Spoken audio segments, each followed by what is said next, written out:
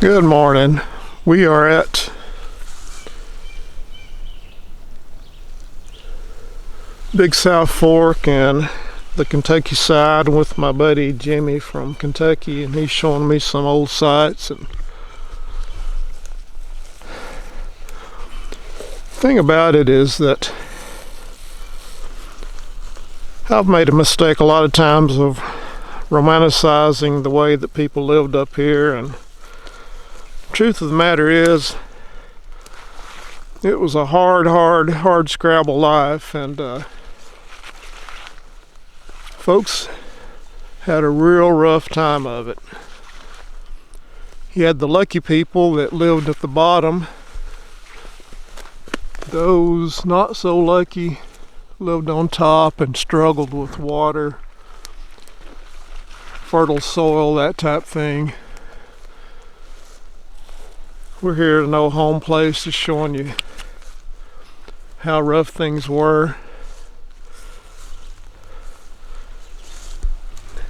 Foundation stones, probably raised up a front porch.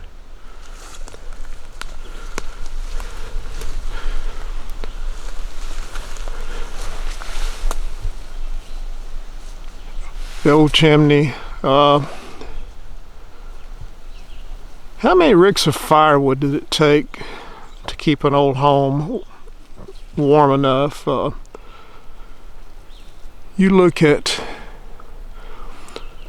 the hundreds of folks that lived in the no business area, station camp, all these ridges, and just keeping enough firewood to keep you warm through the winter was a chore. Where did they get water? Waterways, 8 pounds a gallon, and just think of the struggle every day just to keep water in the house. That is a very fascinating chimney.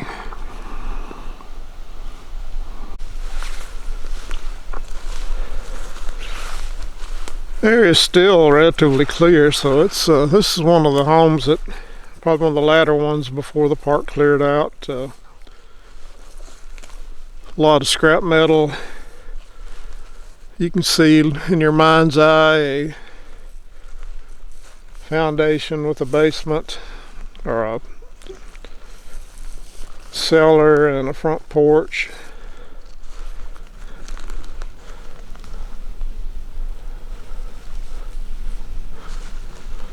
Very interesting. Again, hard Scrabble life. Soil was very poor on top of these ridges.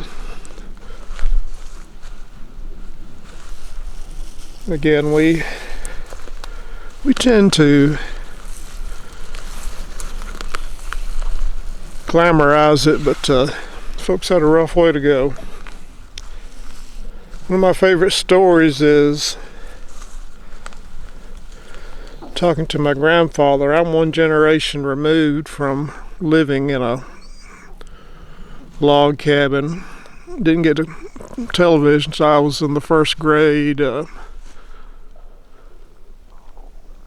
Had outhouses to go to the bathroom. But I asked my grandfather about the good old days, and he said, well, there's no such thing as the good old days. If a loaf of bread cost a nickel, I did not have a nickel. Today, if it costs $5, I had $5. He was born in the early 1900s, died.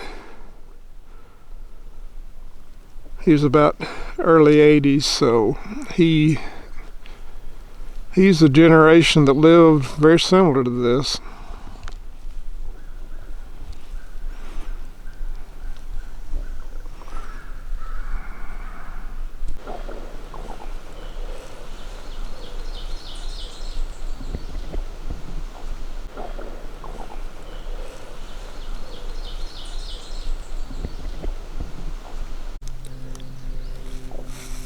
Jimmy tripped over a steel cable, which usually means loggers were in this area.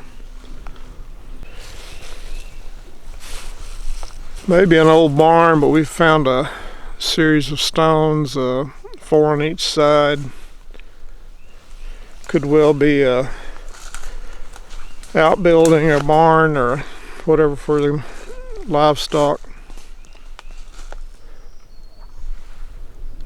Balloon number 2. Those of you that have parties and release balloons end up landing in our forest, so real subtle form of pollution. Well, this goes a long way back, judging how high it is, but a wire wrapped around a tree.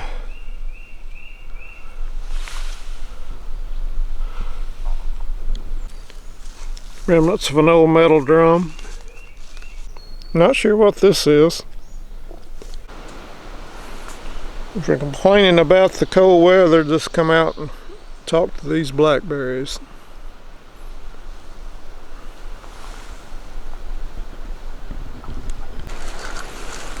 Still looking for old home places, and we're off of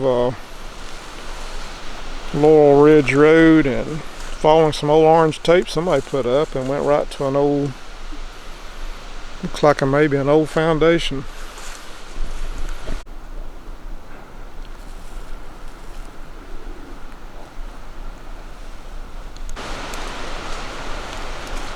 Follow the ribbon to an old unmarked grave.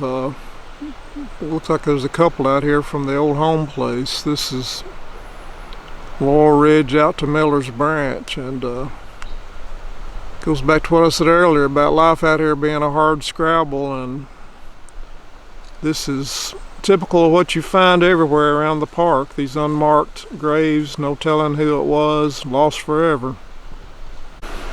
What we may have is an old fence around a couple of graves. It's a rectangular area, so at any rate, again, goes back to how hard life was. Spent your entire life trying to survive, and then end up in these unmarked, unknown graves. Typical of what we found, again, describing how a hard Scrabble life it was. Graves are so telling. Seems like they're full of, the ones that are marked are full of birth till 10 or 12, and then old people. It seems like if you could make it to your teen years, you had a good chance of living a decent life, but no medicines, no way of treating diseases, and lots of young people are buried all around here. The old rock house that has been dug out. There's probably been a few artifacts found under here. Jimmy has showed me just a fascinating, we're talking about how people got water. Someone has made a natural cistern. The rocks, the amount of labor that went into this, so maybe a community type place to get water, but that is so fascinating.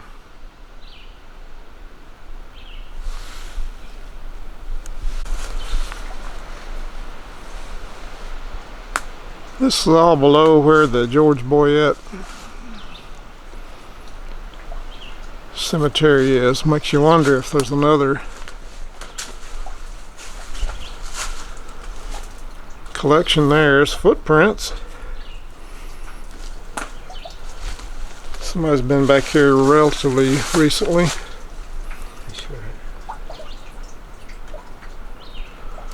Possibly another collection for water. Oh, a really neat find. We found a pot in really good shape. Maybe from a hunter's camp under this bluff, I don't know. This is the coolest thing I've ever seen. We got chairs, fireplace, got their cups and their Mountain Dew, beer cans. Wow. Old wood, could have been possibly a frame, I'm not sure.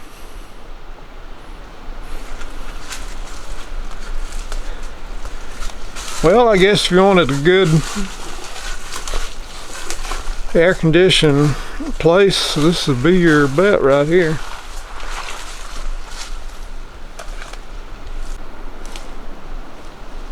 Filled right by the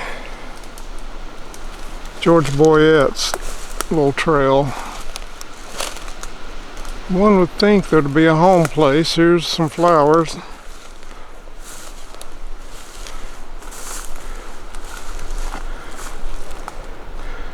Maybe in that mess there might have been a home at one time. Too clear not to have been a home or a field. But hope you've enjoyed today. I just basically want to talk about how hard life was. The illustration we saw just now of how hard it was to get basics like water, firewood, that type of thing. So again, I've tended to romanticize, but these folks had a hard way to go. Hope you've enjoyed it. Found the Jimmy Staffey arch.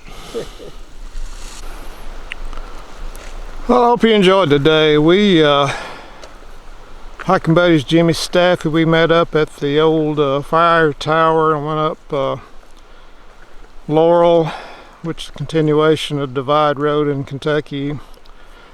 Saw some old home sites.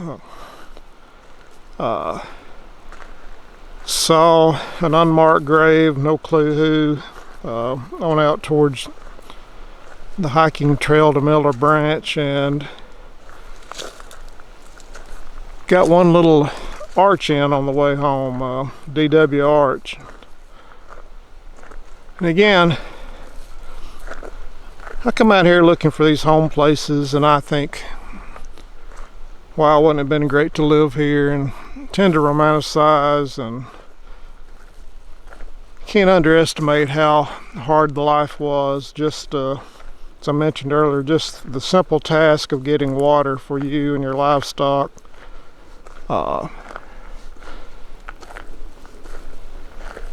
raising enough food on very poor ground, just things we take for granted. We did go up near the Boyette Cemetery and saw some bluff lines I've been wanting to explore. Found like an old vacation home. It was a couple of old rusted out chairs and folks living under there having a good time. But it's been a good trip. Hope you've enjoyed it, and we'll talk to you later.